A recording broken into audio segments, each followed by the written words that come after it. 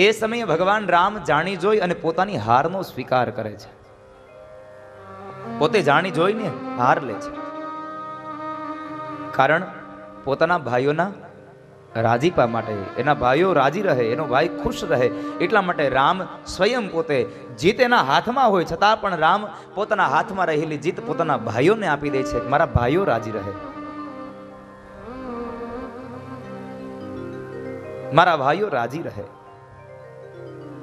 અને રામ એમ કહે છે કે જીત મારી થાય કે મારા ભાઈની થાય, અંતે જીત અમારી થાય છે. એટલા માટે જે ઘરમાં સમજો કે આવા વિચારો ચાલે છે એ ઘરમાં ક્યારેય ક્લેશ અને કંકાસ ન હોય સાહેબ. પણ અત્યારે તો કલયુગ આવ્યો, કલિકાલ આવ્યો. સગો ભાઈ સગા ભાઈને મારી નાખે, વિકૃતિઓ આવી ગઈ આપણા સમાજમાં. જીત મારી થાય કે મારા ભાઈઓની થાય, શું ફેર પડશે? જીત થાય છે તો અમારી ને. રામચરિત માનસનું બહુ મોટામાં મોટું એક સૂત્ર છે, તમારા ઘરને અયોધ્યા બનાવજો. તમારા ઘરને અયોધ્યા બનાવજો. અયોધ્યાનો બહુ સાદો અર્થ બતાવ્યો છે. અયોધ્યા એટલે જે ઘરની અંદર યુદ્ધ નથી, જે ઘરમાં યોદ્ધા નથી, એ ઘર આ જગતનું કલયુગનું અયોધ્યા છે. જે ઘરમાં ક્લેશ નથી, કંકાસ નથી, એ ઘર અયોધ્યા છે. તમારા ઘરને અયોધ્યા બનાવજો.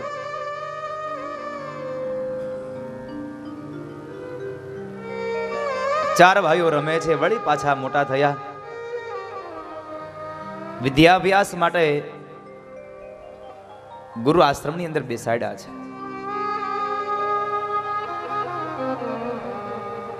જેના ચાર વેદ સહજ શ્વાસ રૂપ છે, એ આજે વિદ્યાભ્યાસ માટે જાય છે. રામચરિત માનસ કહે છે, ગુરુ ગૃહ ગયવું પઢન રઘુરાઈ, અલ્પકાલ સબ વિદ્યા પાઈ. ગુરુ ગૃહ ગયવું પઢન રઘુરાઈ, અલ્પકાલ સબ વિદ્યા પાઈ. ગુરુ ગૃહ ગયવું પઢન રઘુરાઈ, અલ્પકાલ સબ વિદ્યા પાઈ. બહુ સંક્ષિપ્ત કાળમાં ભગવાન રામે પોતાની વિદ્યાનો અભ્યાસ મેળવ્યો છે. સહજ જેના શ્વાસ રૂપ ચાર વેદ છે. અને કૌતુક તો જુઓ, એ માણસ ભરવા જાય છે, એ વિદ્યા અભ્યાસ માટે જાય છે. પણ ભગવાન રામ કહે છે, જ્યારે હું માણસ બનીને આવું, મનુષ્ય બનીને આવું, ત્યારે મારે પણ ગુરુદ્વારે જઈ અને વિદ્યા અભ્યાસ મેળવવો પડે છે. ગુરુનો મહિમા વધાર્યો છે. અહીંયા ગુરુદેવનો મહિમા વધાર્યો છે. વિદ્યા અભ્યાસ મેળવી અને કુમાર અવસ્થામાં, યુવાની અવસ્થાના પ્રારંભ પૂર્વે ભગવાન રામચંદ્રજી મહારાજ 16 વર્ષની ઉંમરે તીર્થયાત્રા માટે નીકળ્યા છે. અને જ્યારે તીર્થયાત્રામાં જાય છે, ત્યારે તીર્થયાત્રામાં ફરતા ફરતા એમને વૈરાગ્ય લાગી ગયો છે. વૈરાગ્ય લાગ્યો એટલે વશિષ્ઠ મહારાજે એ વૈરાગ્યને દૂર કરવા માટે થઈ અને યોગ વશિષ્ઠ રામાયણનું જ્ઞાન આપ્યું છે.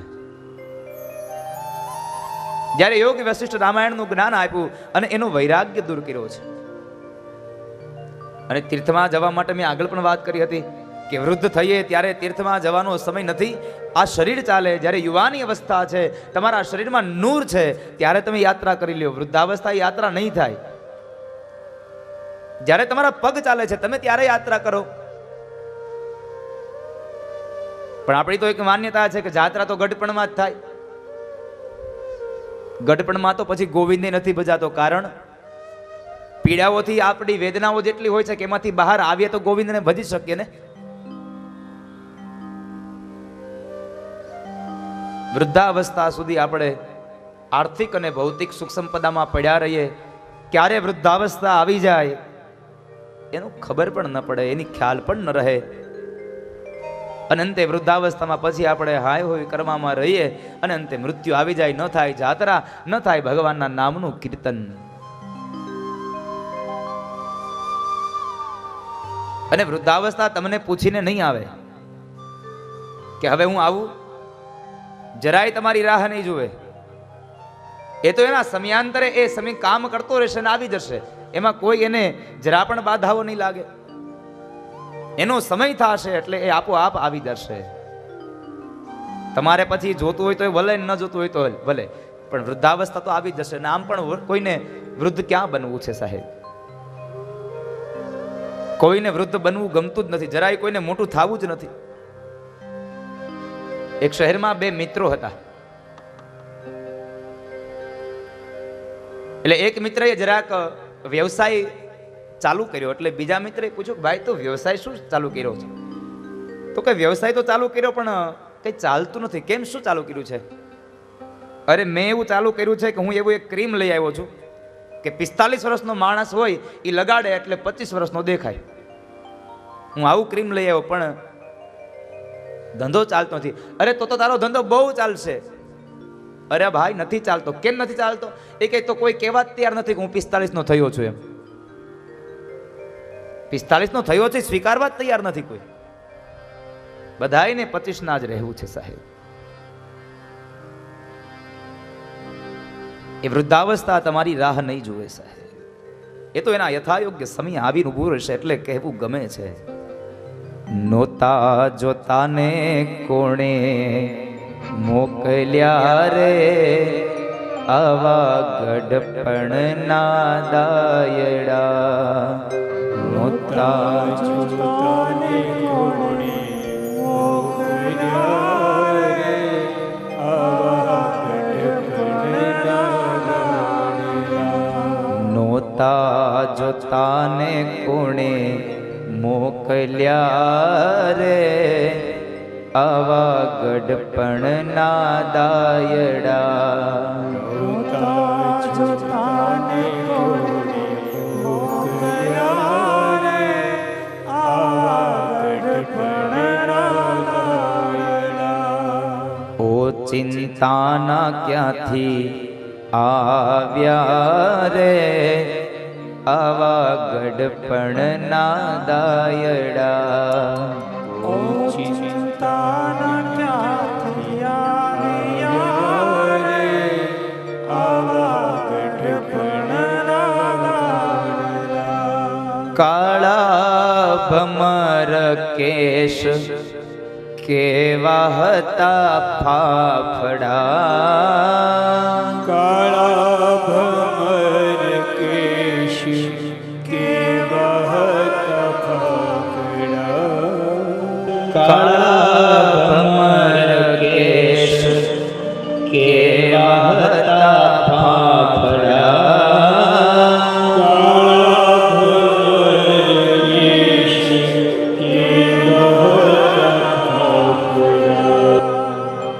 ચિંતાના ધોળા કોણે મોકલ્યા રે, આવા ગડપણ ના દાયડા. ઓ ચિંતાના ધોળા કોણે મોકલ્યા રે, આવા ગડપણ ના દાયડા. નોતા જોતાને ક્યાંથી આવ્યા રે, આવા ગડપણ ના દાયડા. નોતા જોતાને ક્યાંથી આવ્યા રે, આવા ગડપણ ના દાયડા. 32 વેપારી ગયા, હાટડી ઉઠાડી. 32 વેપારી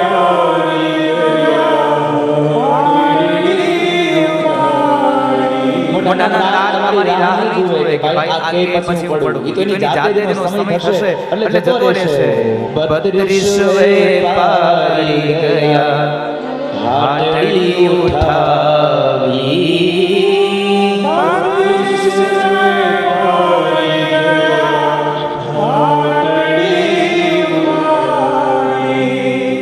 કાને તે તાળા કોણે માર્યા રે, આવા ગઢપણના દાયડા. કાને તે તાળા કોણે મારિયા રે આ ગઢપણના કાને તે તાળા કોણે માર્યા રે આવા ગઢપણના દાયડા.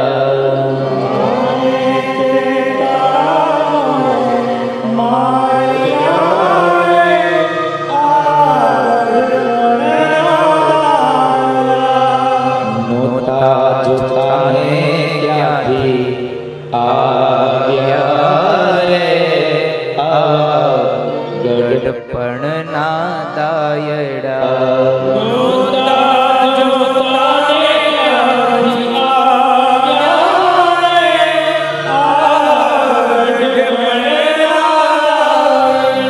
પછી ગઢપણમાં ગોવિંદ બજાશે નહીં અને આમનું જીવન વ્યર્થ જશે.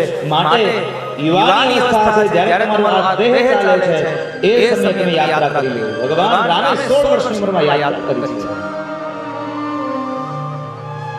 તીર્થમાં જઈને તમારા પાપોનું પ્રાયશ્ચિત કરી લો.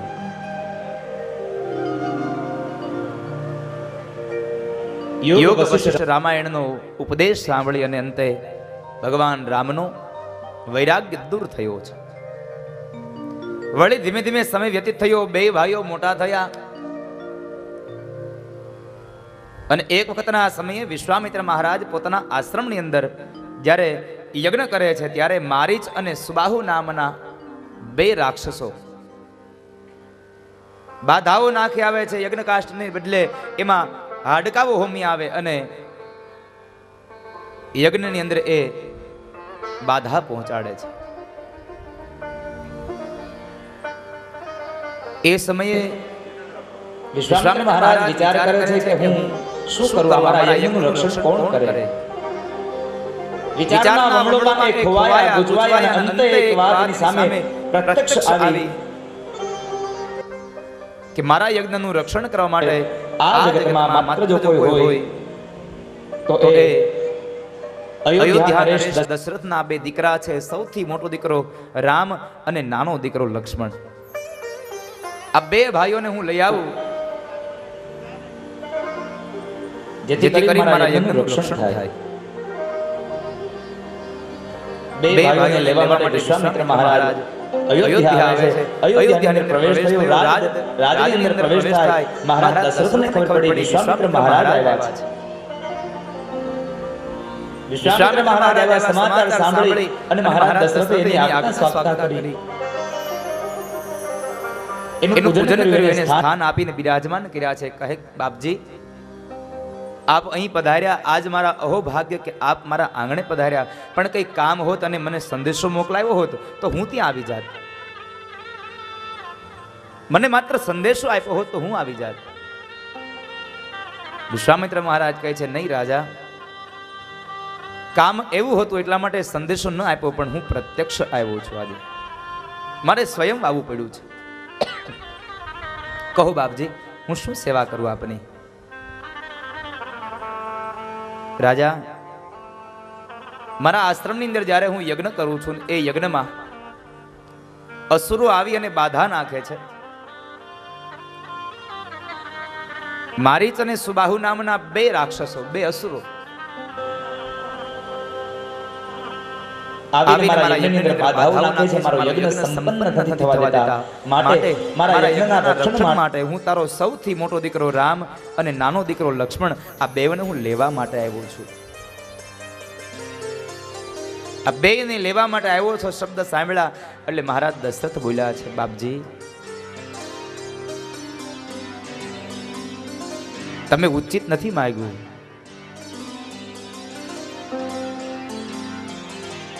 તમે આજ મારી પાસે માંગ્યું, એક તો તમને ખબર છે કે મારી ચોથી ઉંમરે મારે સંતાનો થયા અને એમાં પણ સૌથી મોટો દીકરો રામ મને અંતરમાં વાલો છે. હું રામ ન આપી શકું. તમને તો ખબર છે બાપજી, તમે માગો તમારું રાજ આપી દઉં, મારો અયોધ્યાના રાજને આપી દઉં. તમે કહો તમારા અયોધ્યાનું રાજ જે સૈન્ય છે આ સૈન્યને તમારા યજ્ઞના રક્ષણ માટે આપી શકું. પણ મહારાજ માફ કરજો મારા રામને ન આપી શકું કારણ મારો રામ મને અંતરમાં વાલો છે. તમે કહો તો દશરથ પોતાનો પ્રાણ આપી શકે પણ રામને ન આપી શકે. સર્વ સૂત પ્રિય પ્રાણ કિનાય સબ સૂત પ્રિય મોહે પ્રાણ કિનાય રામ बनई गोसाई राम नहीं बनई गोसाई कहनी सिचर अति घोर कठोरा कहनी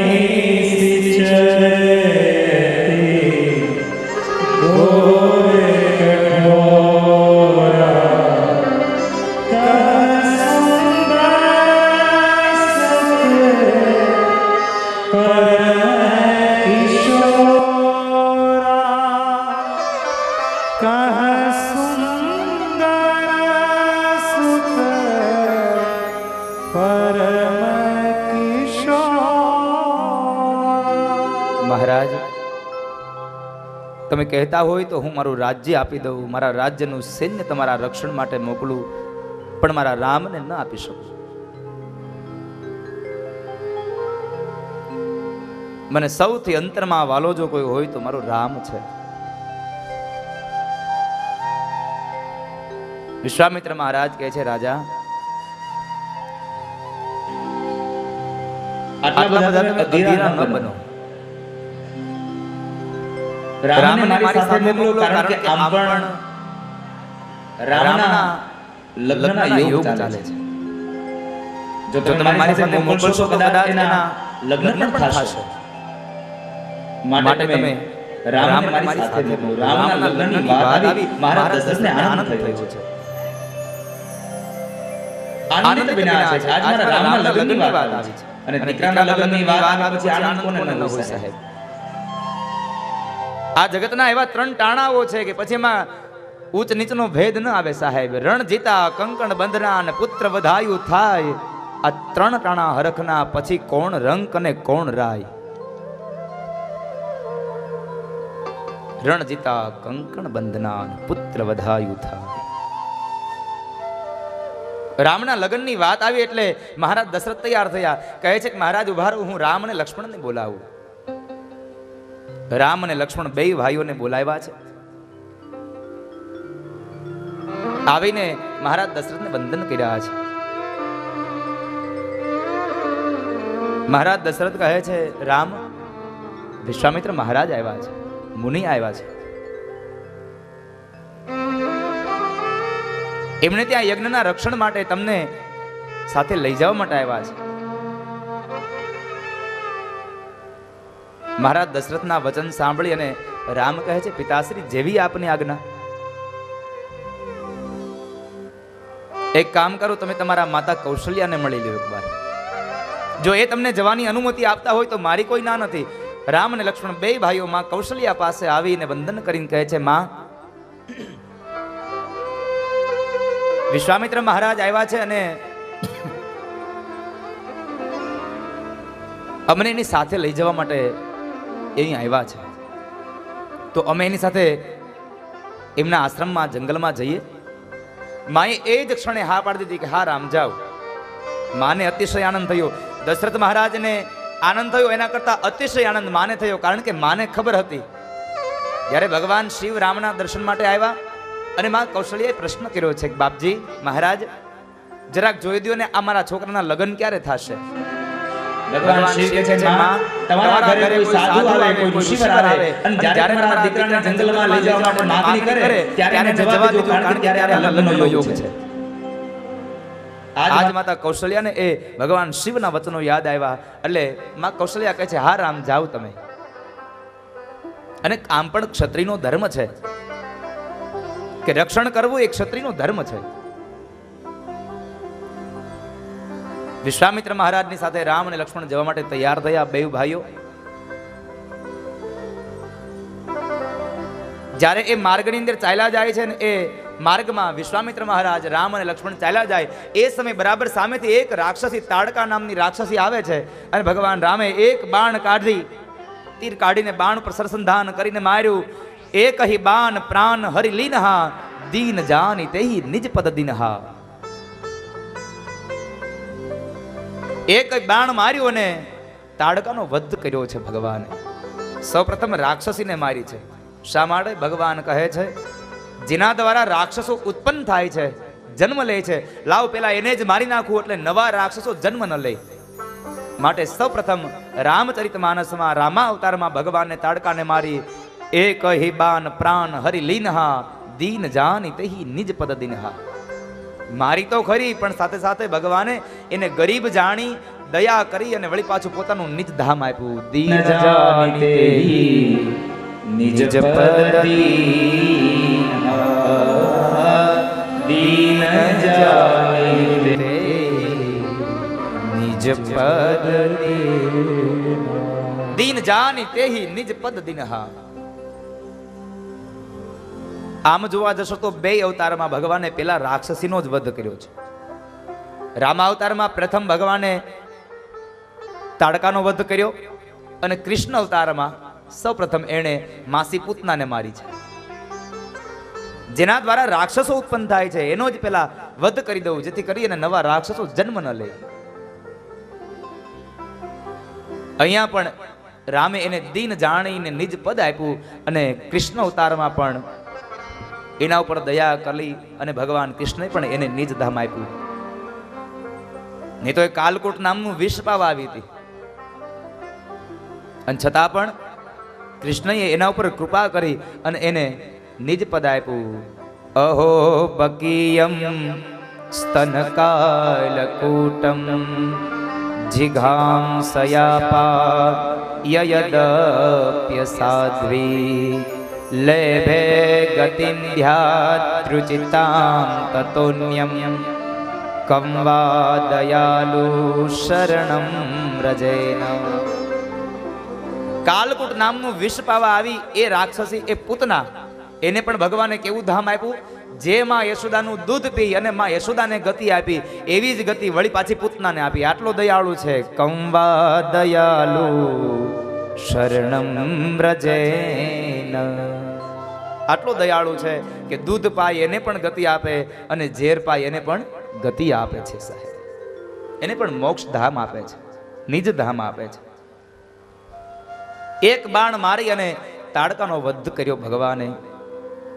ત્યાંથી આગળ ચાલ્યા એટલે વિશ્વામિત્ર મહારાજે માર્ગની અંદર બે ભાઈઓને બલા અને અતિબલા નામની વિદ્યા આપી છે જેને કારણે ન ભૂખ લાગે ન તરસ લાગે. બે ભાઈઓને વિદ્યા આપી છે. આગળ ચાલતા ગયા અને આશ્રમના દરવાજા ઉપર આવ્યા એટલે આશ્રમમાં આવી અને વિશ્વામિત્ર મહારાજને બે ભાઈઓ વંદન કરીને કહે છે, બાપજી હવે તમારો યજ્ઞ ચાલુ કરો અને તમે આહુતિઓ આપો. અમે જોઈએ છે કે તમારા યજ્ઞમાં કોણ બાધા નાખવા માટે આવે છે.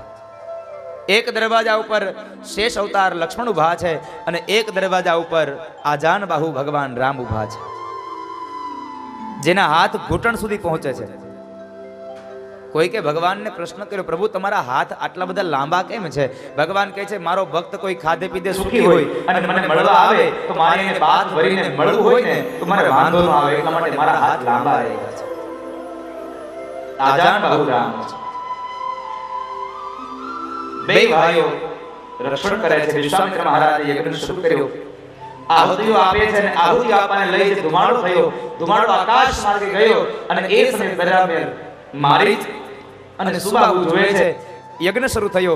બે ભાઈઓ દોડતા આવે પણ જ્યાં આવીને વિશ્વામિત્ર મહારાજના દરવાજે આવીને જુએ તો એક દ્વાર ઉપર આજાન બાહુ રામ છે અને એક દ્વાર ઉપર શેષ અવતાર લક્ષ્મણ છે.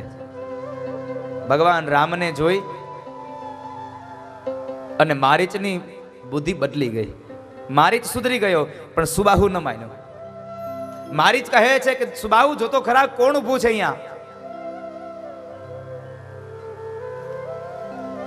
ભગવાનનું રૂપ જોઈ અને કયો એવો આ જગતનો જીવાત્મા હોય કે જેની બુદ્ધિ ન બદલે, જેની દ્રષ્ટિ ન બદલે, જેના વિચારો ન બદલે? કોણે કહ્યું સાહેબ? એ કૃષ્ણના દર્શન કરીએ એટલે આપણી બુદ્ધિ બદલી જાય. માણસ મંદિરમાં જાય અને ભગવાનના એ સૌંદર્યના એ રૂપને જુએ એટલે શું થાય? માણસ ત્યાં ને ત્યાં બસ એકદમ સ્થિર બની જાય, મગ્ન થઈ જાય કે ભગવાનની આ મૂર્તિને જોયા જ કરીએ.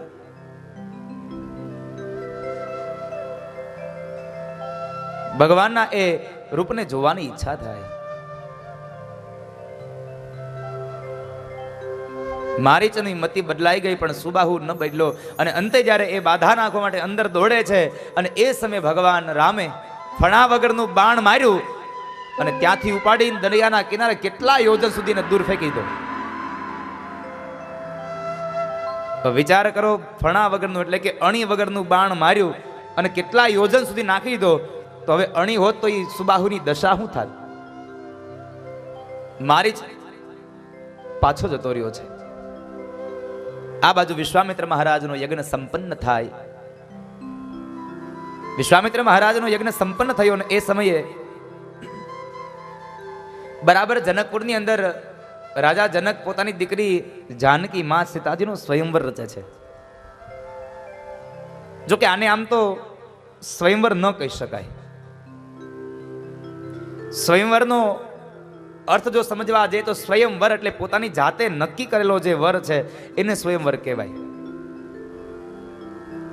અહીંયા તો એમ હતું કે જેના દ્વારા ધનુષનો ભંગ થાય,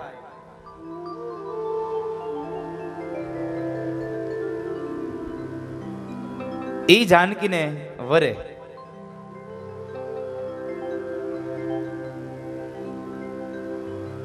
પણ આ તો સ્વયંવર ન થાય સાહેબ. પણ છતાં પણ માનસકાર એને સ્વયંવર તરીકેનો એક સંબોધન કરે છે. વિશ્વામિત્ર મહારાજને આમંત્રણ પત્રિકા મળી એટલે રામ અને લક્ષ્મણ બે ભાઈઓને લઈને જવું છે. બે ભાઈઓ સાથે લઈ જવું છે. જો વિશ્વામિત્ર મહારાજ એમ કહે કે આપણે સ્વયંવરમાં જવું છે તો રામ મર્યાદાની મૂર્તિ છે એ સીધું જ કહે બાપજી અમારે અમારા વડીલોની આજ્ઞા સિવાય ન જવાય. એટલે વિશ્વામિત્ર મહારાજે શબ્દનો પ્રયોગ કર્યો છે. રામ આપણે મિથિલા જવાનું છે. જેમ તમે મારા યજ્ઞનું રક્ષણ કર્યું એવી જ રીતે મિથિલાની અંદર મિથિલા નરેશ રાજા જનક પોતાની દીકરી જાનકીનો સ્વયંવર યજ્ઞ રાખે છે, તો તમારે એ સ્વયંવર યજ્ઞની પણ રક્ષા કરવાની છે. રામ વિશ્વામિત્ર મહારાજને હા પાડે છે, ભલે બાપજી જેમ આપ કહો તે.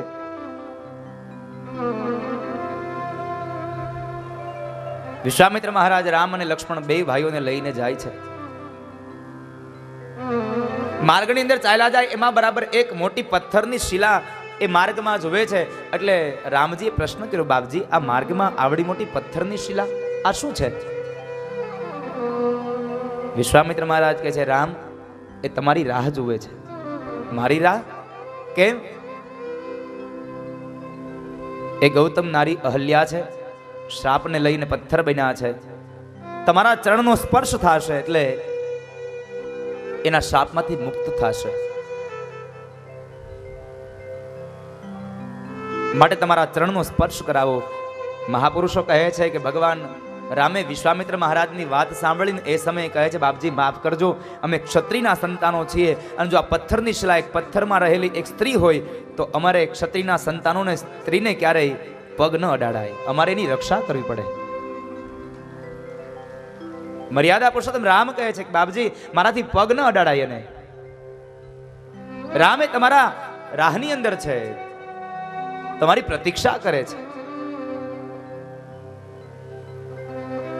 મહાપુરુષો એમ કહે છે કે ભગવાન રામે પગ નથી અડાડ્યો, પણ ભગવાન રામે પગ જમીનથી ઉપર રાખ્યો અને જે પવન આવ્યો અને પવનમાં લઈ અને ભગવાનના ચરણારવિંદમાં લાગેલી જે રજ છે એ રજ ઉડી અને પથ્થરની શિલા ઉપર પડીને એમાંથી અહલ્યા બેઠા થયા છે.